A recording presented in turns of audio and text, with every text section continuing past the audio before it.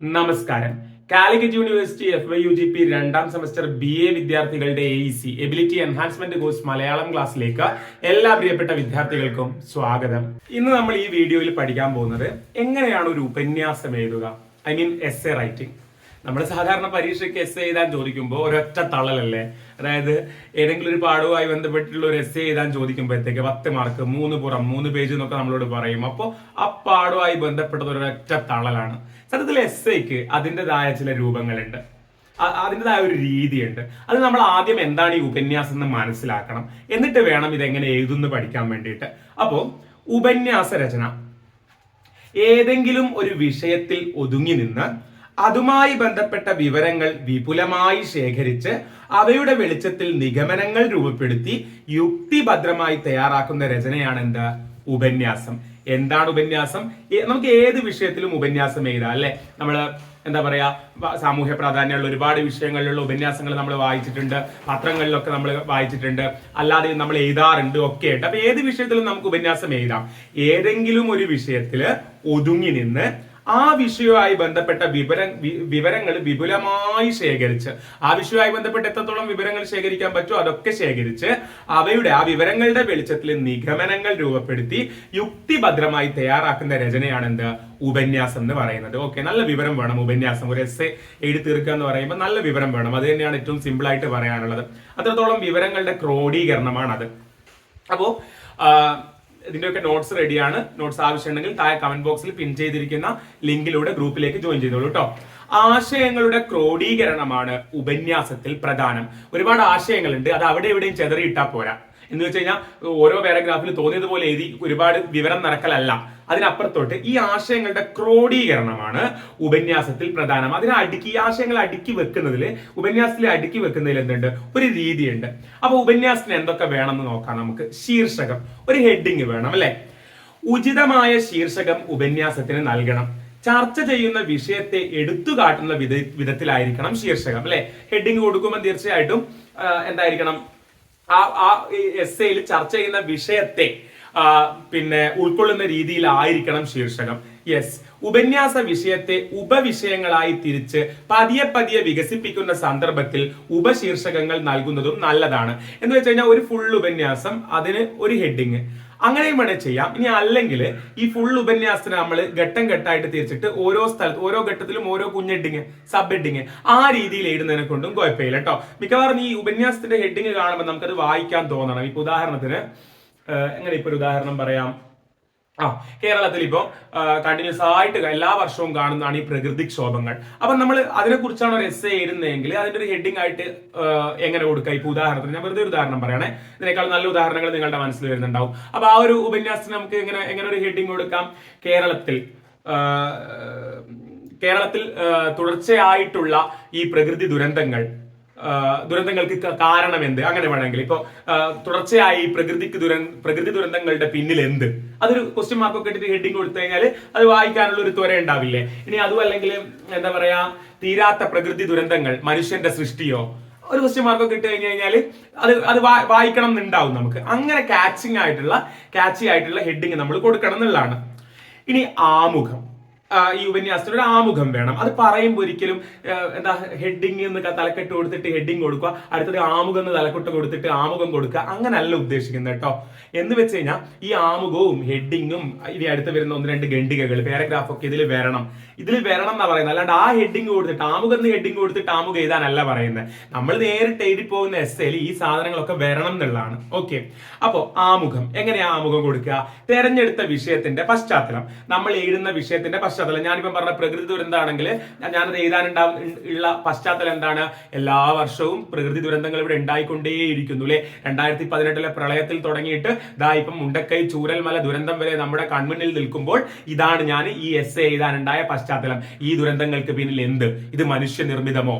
നമ്മളുടെ തന്നെ നമ്മൾ പ്രകൃതിയോട് ദോഷമായിട്ട് നിന്നത് കൊണ്ടല്ലേ ഇങ്ങനെ വന്നതെന്നൊക്കെയുള്ള ചോദ്യമാണ് ഞാൻ ചോദിക്കാൻ പോകുന്നത്. അപ്പൊ അതാ പറഞ്ഞത്, ആമുഖമായിട്ട് തുടക്കത്തിൽ ഈ ഹെഡിങ് ആയിട്ട് തുടക്കത്തിൽ ആദ്യം വരേണ്ടത് തെരഞ്ഞെടുത്ത വിഷയത്തിന്റെ പശ്ചാത്തലം. ഞാൻ ഈ വിഷയം എടുക്കാനുണ്ടായ പശ്ചാത്തലം ഇത് തന്നെയാണ്.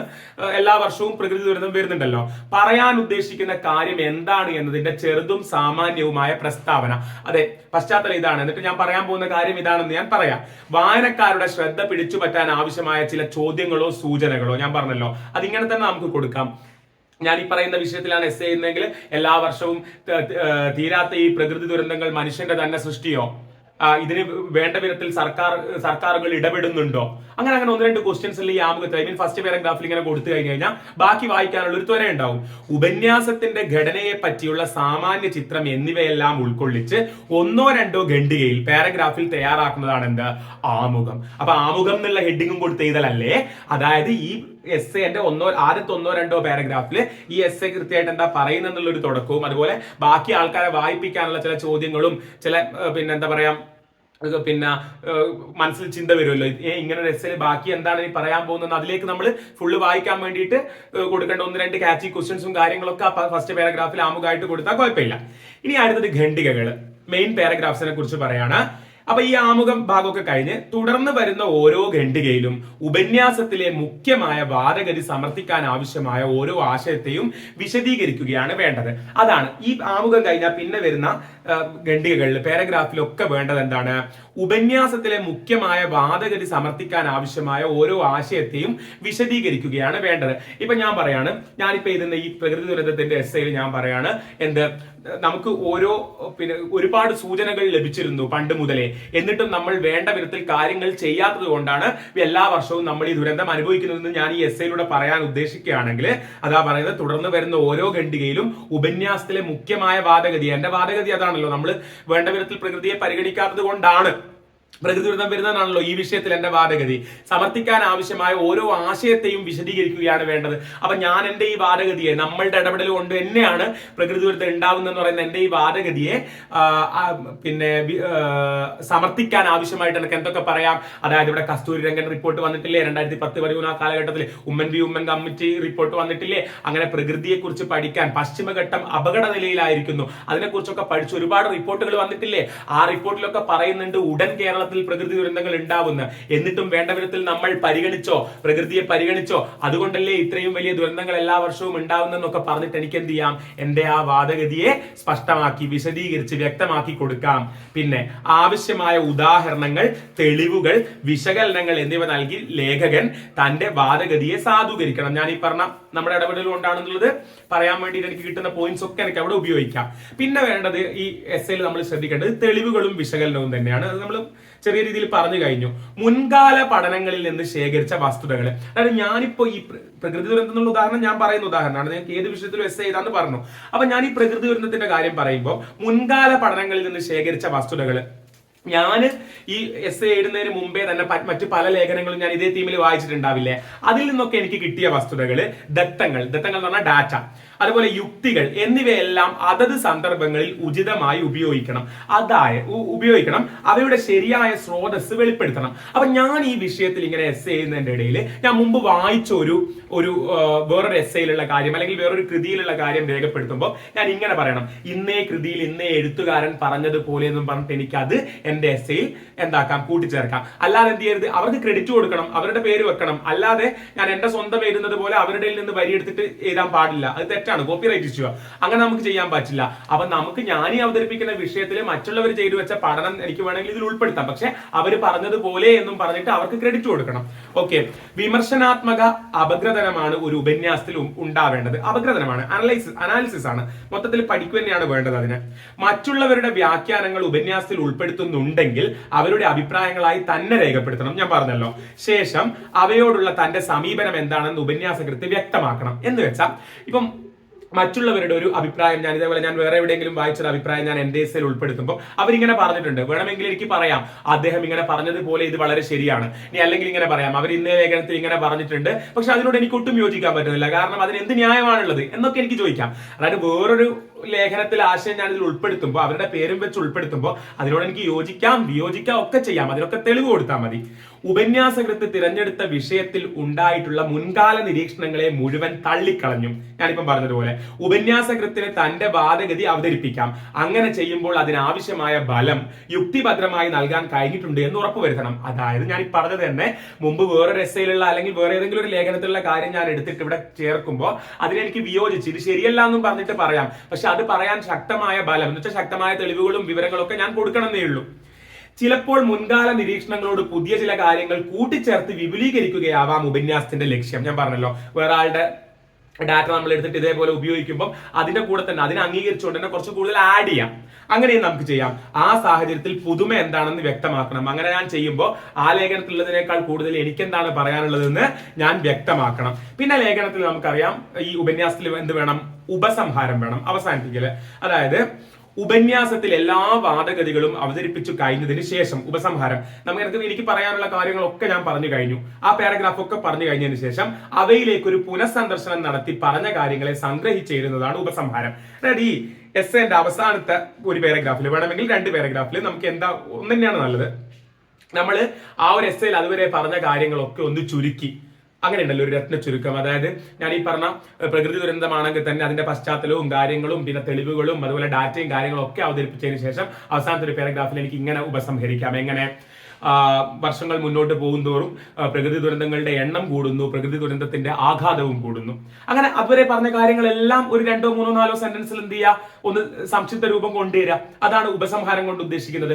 ഉപന്യാസത്തിൽ എല്ലാ വാദഗതികളും അവതരിപ്പിച്ചു കഴിഞ്ഞതിന് ശേഷം അവയിലേക്ക് ഒരു പുനഃസന്ദർശനം നടത്തി പറഞ്ഞ കാര്യങ്ങളെ സംഗ്രഹിച്ചിടുന്നതാണ് ഉപസംഹാരം. ഉപന്യാസകൃത്തിന്റെ നിർദ്ദേശങ്ങൾ, ഉപന്യാസത്തിൽ അവതരിപ്പിച്ച പ്രമേയത്തിൽ നിർവഹിക്കാവുന്ന ഉപരിചിന്തകൾ എന്നിവയെല്ലാം ഇതിൽ ഉൾപ്പെടുത്താവുന്നതാണ്. ഈ പാരഗ്രാഫിൽ തന്നെ എനിക്ക് എന്തും പറയാം. അതായത് ഞാനിത് എഴുതുമ്പോൾ എന്റെ നിർദ്ദേശങ്ങൾ, അതായത് പ്രകൃതിയെ നമ്മൾ ഒന്നുകൂടി സംരക്ഷിക്കേണ്ടിയിരിക്കുന്നു, ശുശ്രൂഷിക്കേണ്ടിയിരിക്കുന്നു, അല്ലാത്ത പക്ഷം വലിയ ദുരന്തങ്ങളിലേക്ക് ഇനിയും പോകാം എന്നുള്ള താക്കീത് വരെ കൊടുത്തിട്ട് എനിക്ക് ആ ഉപസംഹാരത്തിൽ എന്റെ എസ്സേ അവസാനിപ്പിക്കാവുന്നതാണ്. ആ താക്കീത് വരെ കൊടുത്തിട്ട് അപ്പൊ നമ്മൾ പിന്നെ ശ്രദ്ധിക്കേണ്ട കാര്യങ്ങളൊക്കെ നമുക്ക് പറയാനുള്ളതാണ്. അതായത് നമ്മൾ എഴുതുമ്പോൾ നമ്മുടെ നിർദ്ദേശങ്ങളൊക്കെ ലാസ്റ്റ് പറയാനുള്ളതാണ്.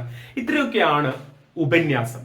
ഓക്കെ, ഇനി നമ്മൾ ശ്രദ്ധിക്കേണ്ട കാര്യം ഉപന്യാസത്തിൽ ഉപയോഗിക്കുന്ന ഭാഷയും ശൈലിയുമാണ്. ഒരു കവിതയ്ക്ക് ഉപയോഗിക്കുന്ന ഭാഷ നിങ്ങൾ ഉപന്യാസത്തിൽ ഉപയോഗിക്കുക. നിങ്ങൾക്കറിയാം, ഞാനിപ്പോൾ എടുത്തിരിക്കുന്ന ഈ വിഷയത്തിൽ ഞാൻ ഈ ഉപന്യാസം അവതരിപ്പിക്കുമ്പോൾ തന്നെ നിങ്ങൾക്കറിയാം, ഞാൻ അതിലൂടെ ഉദ്ദേശിക്കുന്ന ഈ വായിക്കുന്ന നിങ്ങൾക്കെല്ലാം ഞാൻ ഈ പറയുന്ന വിഷയം, പ്രകൃതി ദുരന്തത്തിന്റെ ആ ഒരു വിഷയം നിങ്ങൾക്ക് കിട്ടണം. അതിനു വേണ്ടിയിട്ടാണ് ഞാൻ ഈ എസ്സേ എഴുതുന്നത്. അപ്പൊ ഞാൻ ഭയങ്കര ആലങ്കാരിക ഭാഷ, ഉപമ, ഉൽപ്രേക്ഷ, അലങ്കാരം, കാര്യങ്ങളും ഒക്കെ വെച്ചിട്ട് കവിത എഴുതുമ്പോൾ എഴുതി കഴിഞ്ഞാൽ സാധാരണ മനുഷ്യന്മാർക്ക് ഇത് വായിച്ചാൽ മനസ്സിലാവോ? ഇല്ല. അതുകൊണ്ട് ഭാഷയും ശൈലിയും എസ്സേ എഴുതുമ്പോൾ നമ്മൾ നന്നായിട്ട് ശ്രദ്ധിക്കണം. എങ്ങനെയെന്നല്ലേ? ഔപചാരിക ഭാഷയിലാണ് ഉപന്യാസം തയ്യാറാക്കേണ്ടത്, ഫോമൽ ആയിട്ടാണ് എഴുതേണ്ടത്. എന്നാലും എല്ലാവർക്കും എളുപ്പം മനസ്സിലാവുന്ന രീതിയിൽ ലളിത പദങ്ങൾ ഉപയോഗിച്ച് എഴുതുന്നതാണ് ഉചിതം. കാരണം ആൾക്കാർക്ക് ഇത് വായിച്ച് മനസ്സിലാക്കാൻ വേണ്ടിയിട്ടാണ്, അവർ ചിന്തിക്കാൻ വേണ്ടിയിട്ടാണല്ലോ എഴുതുന്നത്.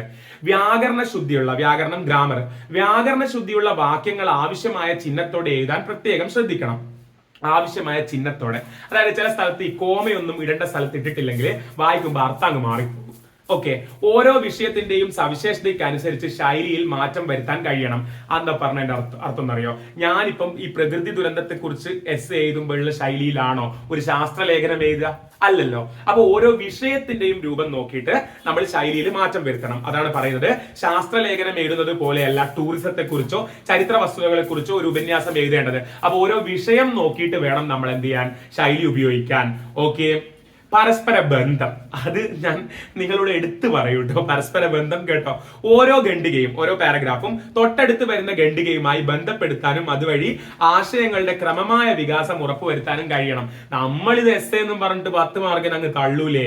അതായത് എല്ലാ പാരഗ്രാഫിലും ചിലപ്പോൾ ഒന്നെ ഉണ്ടാവും, ചിലപ്പോൾ ആണെങ്കിൽ ഒരു പാരഗ്രാഫിൽ എന്തെങ്കിലും പറഞ്ഞ് അടുത്ത പാരഗ്രാഫിൽ വേറെന്തെങ്കിലും പറയും. ക്ലാസ് കേട്ട കാര്യങ്ങളൊക്കെ എഴുതി വെക്കും. അതല്ല ഉദ്ദേശിക്കുന്നത്. അതാ പറയുന്നത്, നമ്മളോട് പരസ്പര ബന്ധം വേണം. ഓരോ ഖണ്ഡികയും തൊട്ടടുത്ത് വരുന്ന ഖണ്ഡികയുമായി ബന്ധപ്പെടുത്താനും അതുവഴി ആശയങ്ങളുടെ ക്രമമായ വികാസം ഉറപ്പുവരുത്താനും കഴിയണം. ഇനി ലാസ്റ്റ് പോയിന്റ് ദൈർഘ്യമാണ്, ലെങ്ത്. കൂടുതൽ വായനായോഗ്യമാക്കാൻ ഉപന്യാസത്തിന്റെ ദൈർഘ്യം കുറയ്ക്കുന്നതാണ് നല്ലത്. ഉപന്യാസം നമ്മൾ സാധാരണ എഴുതുമ്പം ഒരുപാട് നീട്ടി വലിച്ചിട്ട് ഉപന്യാസം അഥവാ എസ്സേ എഴുതി കഴിഞ്ഞാൽ ആൾക്കാർക്ക് വായിക്കാൻ പറ്റില്ലല്ലോ, വായിച്ചെടുക്കാൻ പറ്റില്ലല്ലോ, മടുപ്പായിരിക്കില്ലേ? അതുകൊണ്ട് കൂടുതൽ വായനായോഗ്യമാക്കാൻ, കൂടുതൽ ആൾക്കാർ വായിക്കാൻ ഉപന്യാസത്തിന്റെ ദൈർഘ്യം കുറയ്ക്കുന്നതാണ് നല്ലത് എന്നാണ് അതിനെക്കുറിച്ച് പറയാനുള്ളത്. ഇത്രയാണ് ഉപന്യാസ രചനയെ കുറിച്ച് പറയാനുള്ളത്. മനസ്സിലായിട്ടുണ്ടാവും എന്ന് വിചാരിക്കുന്നു. വീണ്ടും കാണാം. താങ്ക്